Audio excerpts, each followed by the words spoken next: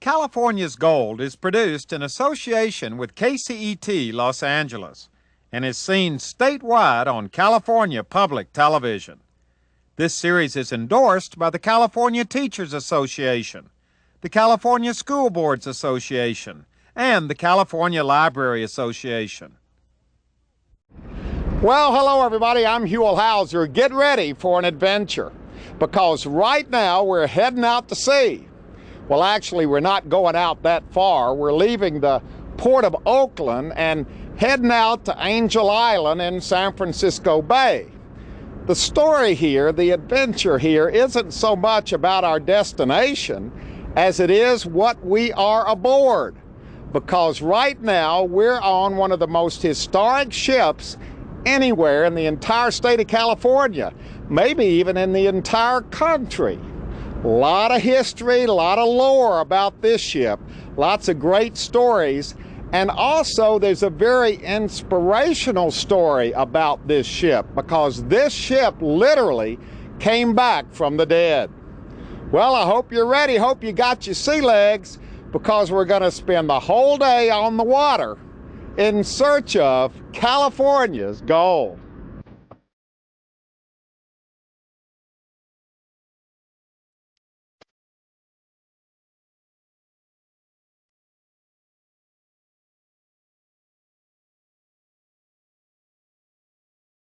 Boy, this is beautiful. Here we are with San Francisco off in the background. The fog is clearing.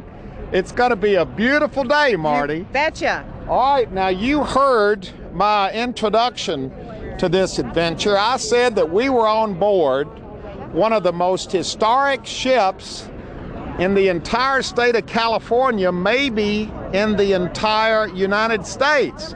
It's your privilege and your responsibility to let everybody know exactly why this ship is so historic and why this is going to be such an exciting day for all of us. All right.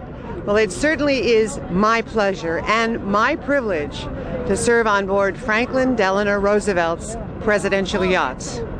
We are located in California at Jack London Square in Oakland. She has a fabulous history, but more importantly, she has a fabulous group of volunteers who run this ship. Yeah, because we're on board today with about 100 of our closest friends. Absolutely. You give tours. We give tours. We do cruises throughout the summer season from May through Veterans Day. We have special events like Mother's Day, Father's Day, 4th of July, History tours. History tours go out regularly every single month. Because it's not every day that you get to ride aboard a presidential yacht. Now, the name of this yacht, do you call it a yacht or a ship or a boat or what is it? Well, I call it a ship. She is a ship because she's 165 feet long, and you can't put a ship on a ship.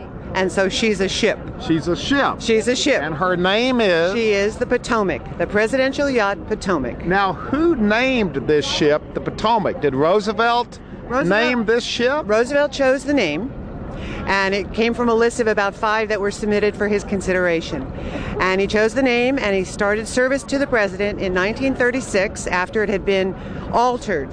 The ship was altered. Let's talk about it now, because it had a life before it was a presidential ship. Yes, it was a U.S. Coast Guard cutter. It was called the Electra, and her keel was laid, which was the beginning of her life, in 1934. And she was chosen by the president because, having been Under Secretary of the Navy and having a real love of Navy ships, and also because it was a steel-hulled ship. His previous ship was a teak ship, and particularly prone to fire and not the safest in the world.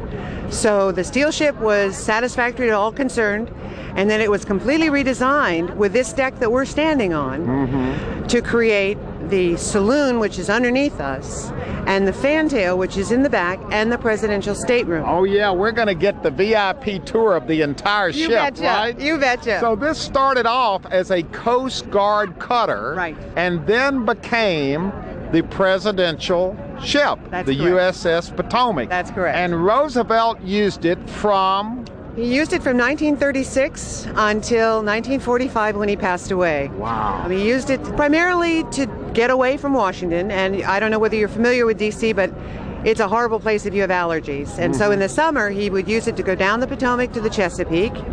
He did fishing in the Chesapeake Bay, and we have crisscross right here that he used to take over the side to go fishing. Wow.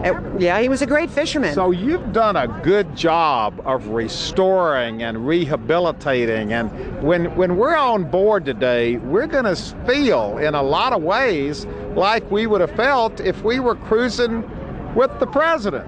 I think there's no question about that, primarily because of the attention to detail.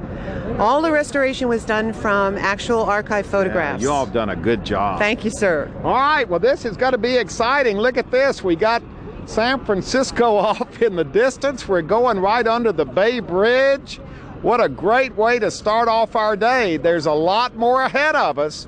We're spending the day on board the presidential ship, U.S.S. Potomac. Okay, the tour begins, and this is very interesting, Al, because history is where you find it. If I didn't have you here to tell me what this was, I would walk right by it and not know what it was. But this is fascinating, and it ties directly to FDR. It was made especially for him. It was converted from a stack into an elevator. And we certainly can open it for you at that time. We can open it up? Absolutely. So he had to have an elevator because he was, crippled. He couldn't walk. Correct. He had to have an elevator to get up to this level on the ship. Absolutely. And at that time it was with pulleys. He had to hoist himself up or have the Secret Service with him doing that so that he could go from the main deck up here. So it wasn't electrified, it was a pulley elevator. Absolutely. All right, well, let's look at it. I can't believe it's still back there. Is this the original? Today we use it for either for storage, or we do use it for people who are handicapped and who need an elevator. Wow, now it's not still pulley operated. No, absolutely not. We are now using an electric motor. So you modernized it. Absolutely. But you got chairs stored down here right now. Well, if it's not being used, we can also use it for storage. For storage purposes. Wow, this is amazing. And they put it, really, that was very, they were using their head and using space very well. They used the old smokestack. Yes, they did. They made it into an elevator. They had to reroute all the engine exhausts to make sure, and you could see it today, they all rerouted through the forward stack. Tight quarters in here, but Al has brought us to one of the most historic little rooms anywhere on this ship. Tell everybody what this is, Al. This is the special communication facility, which really became special when the president came aboard. They had to have a special communication officer and a radioman who came aboard and used all the equipment we have here. In those days, it still was Morse code. Oh, wow. I think I just sent out an SOS. I hope not. But the communications guy would be, what was this, official White House communication? Yes, he kept up with the White House. When he received data, he would stand, or rather sit, right by the typewriter, and as the tones came in for Morse code, he would be typing the letters. Either they would be cryptographic or in clear language. Messages for the president. And messages for the president. Now, would these be top secret kind of things? Not necessarily. They would be whatever was appropriate at the time. Remember, in those days, there were not as many messages going to the president. Yeah, but what was interesting was that even when he was on board, just like with all presidents, this was official business, even if he was on vacation. Absolutely. As the president is, it's a 24-hour, 7 days a week job, and he had to be kept absolutely informed of everything that was going on in the country. Okay, we've talked about the radio room. We've talked about the telegraph key. We haven't talked about this little microphone right here, and this is a very interesting chapter of what happened right here in this room. For those who are familiar, the president had many fireside chats, and one of those was conducted from right here. We know at least one. He used this room, this particular type of equipment to speak to the nation. He spoke to the entire nation from this room on board the U.S.S. Potomac. Absolutely. See, when you're in a little place like this, you really kind of feel the presence and the sense of history of what happened right here. Absolutely, and that's what makes it so special to be a floating museum of the Roosevelt era.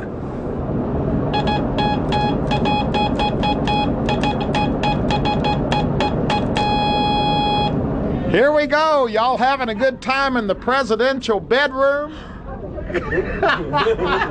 That's where we are, right? Absolutely. Actually, it was called the stateroom. That's what a Navy term for a bedroom or for a room is, a stateroom. Now, this is very basic right here. There's nothing fancy about this. Well, the entire ship is somewhat basic. Remember, this is during the Depression, and you don't want to spend a lot of money, nor do you want to look ostentatious. And he was he liked the basic nautical thing, too, didn't he? Absolutely, and if you recall, he had been Secretary of the Navy during World War I, and as such, he enjoyed the sea. All right, now I'm glad you ladies aren't sitting on the bed, because the sign here says, please do not sit on the bed.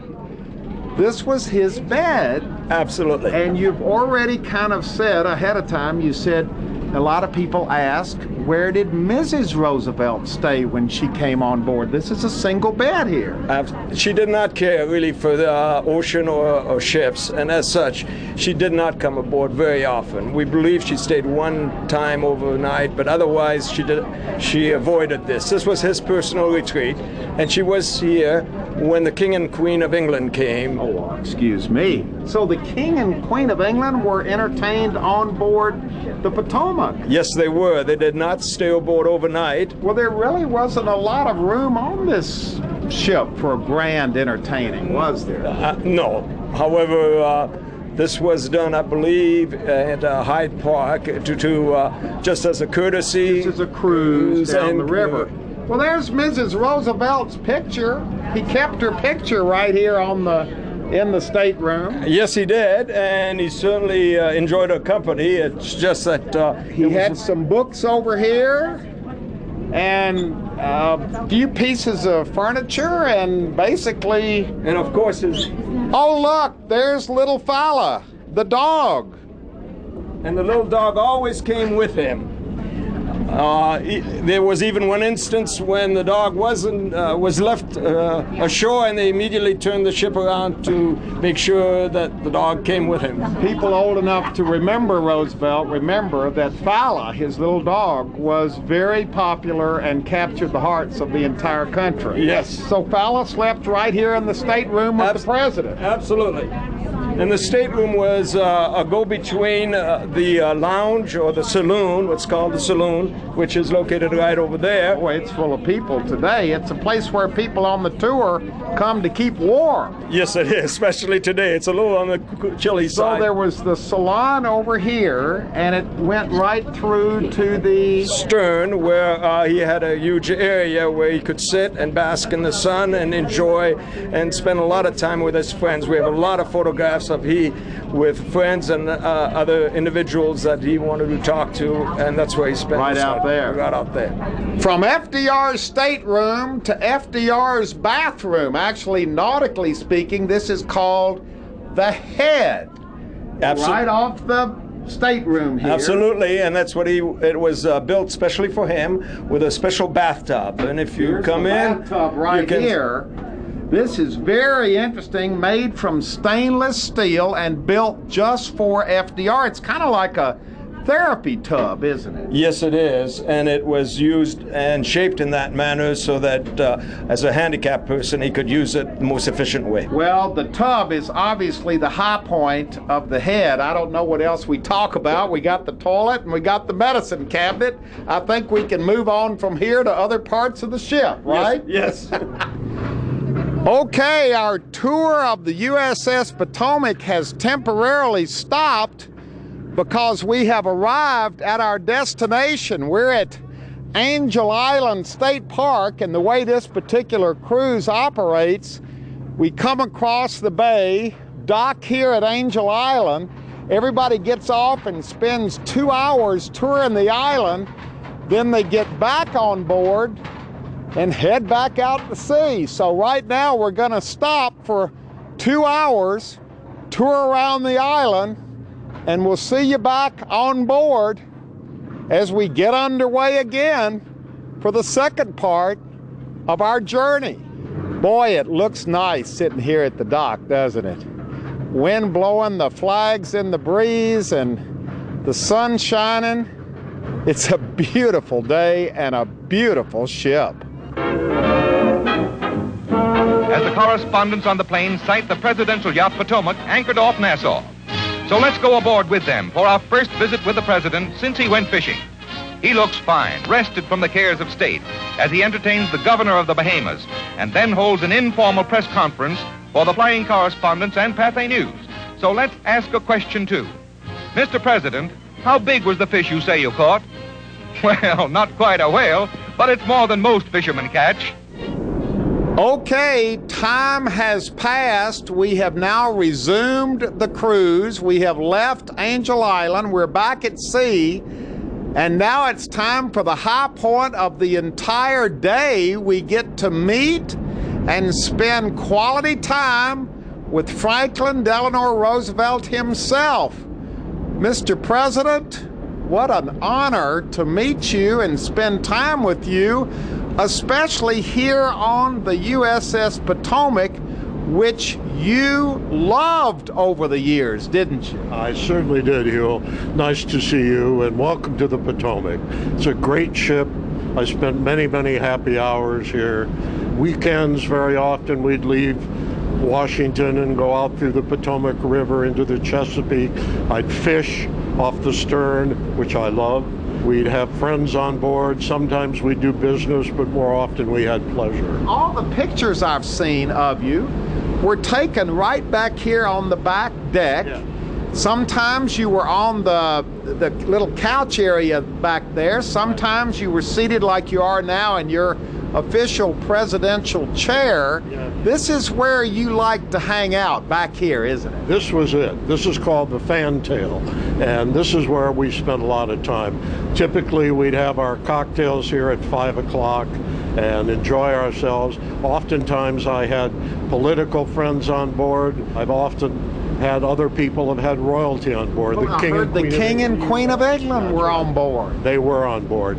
We sailed down the Potomac to George Washington's home at Mount Vernon, and they seemed to love the trip.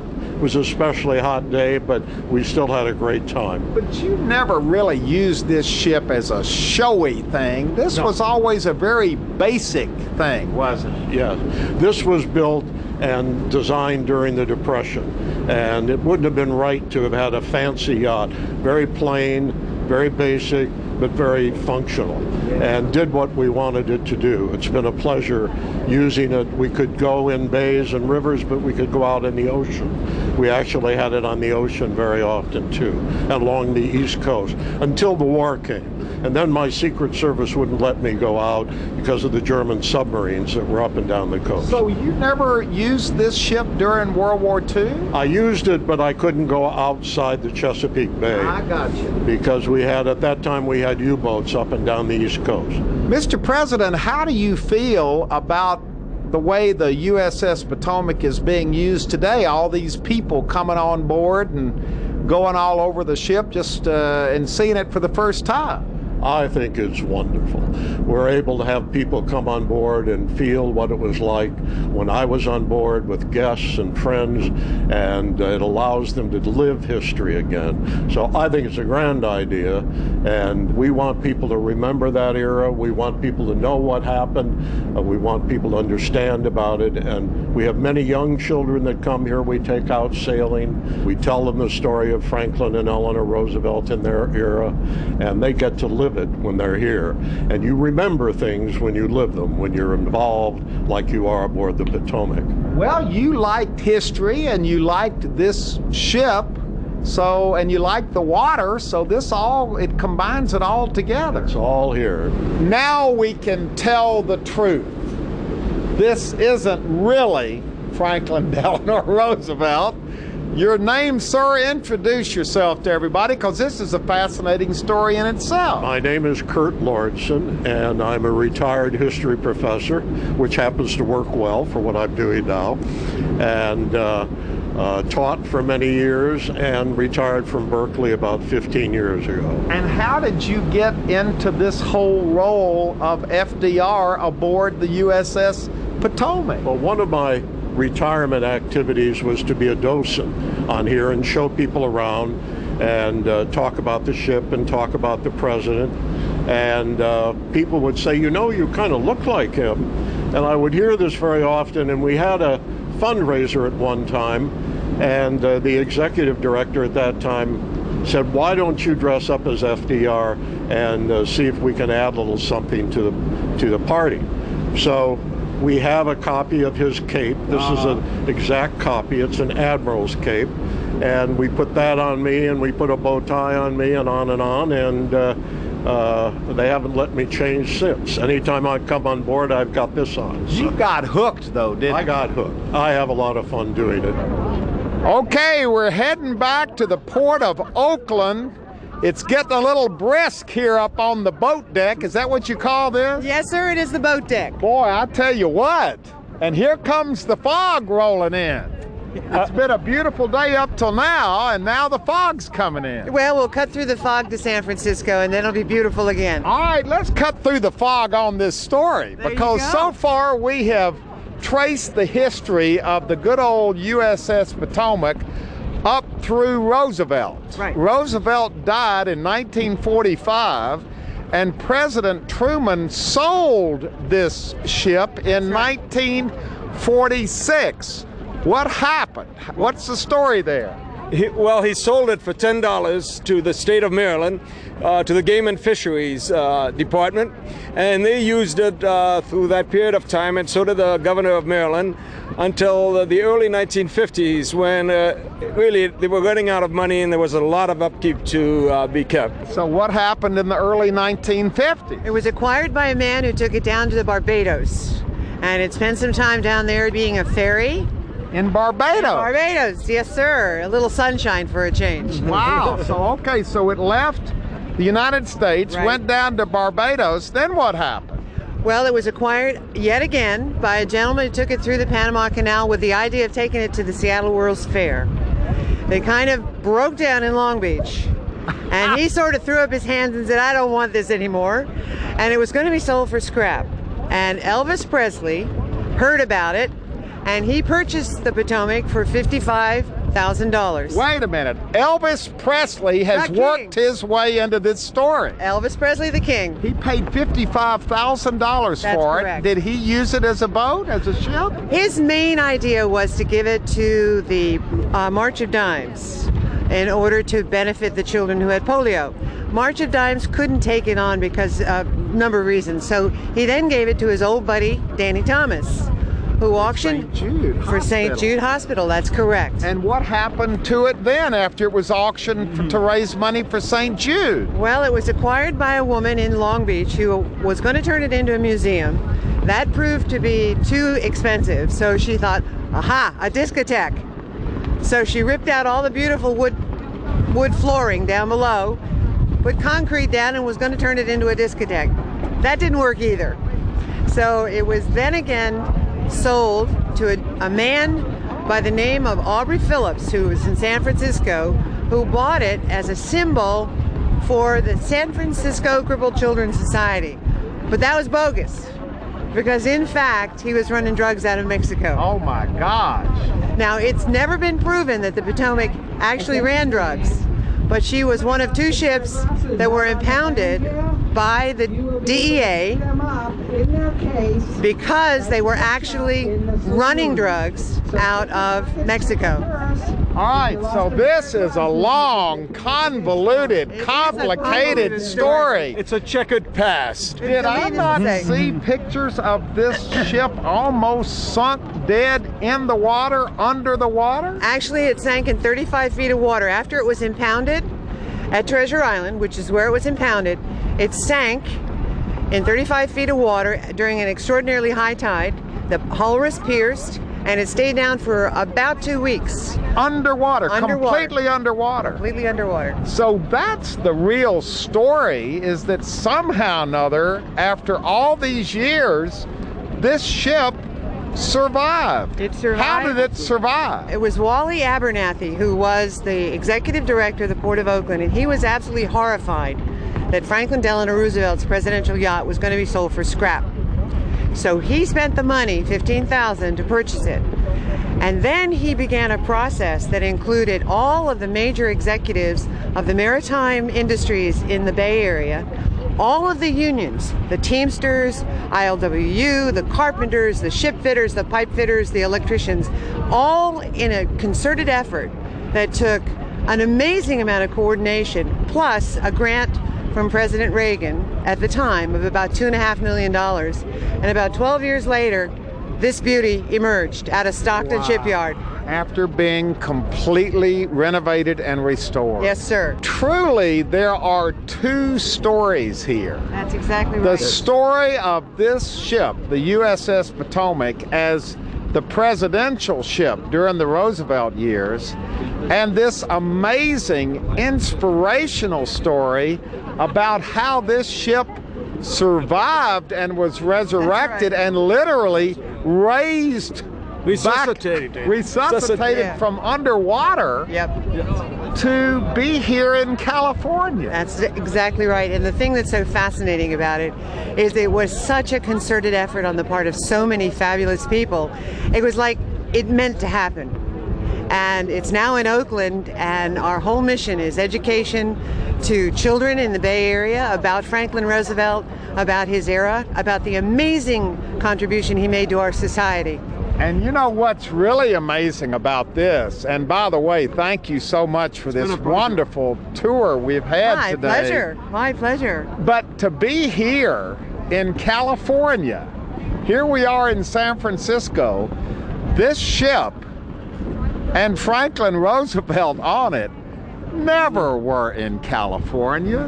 No, not with Franklin Roosevelt on it. It certainly wasn't. I mean. So this is like transplanted history that we have now claimed for ourselves here. And the Potomac is at home here now in California. Californians rescued the ship. Absolutely, and Californians are enjoying this ship today.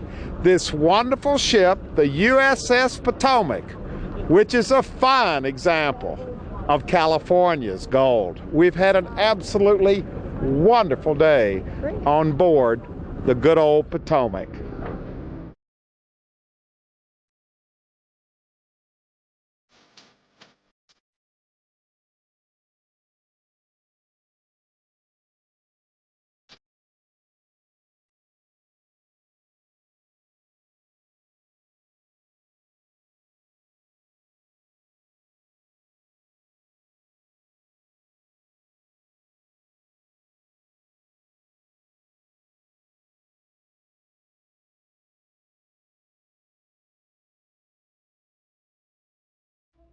Well, hello everybody, I'm Huell Hauser, and if you enjoyed this adventure and would like to see it again or share it with family or friends, all you have to do is call 1-800-266-5727 and we'll be glad to send it to you right away.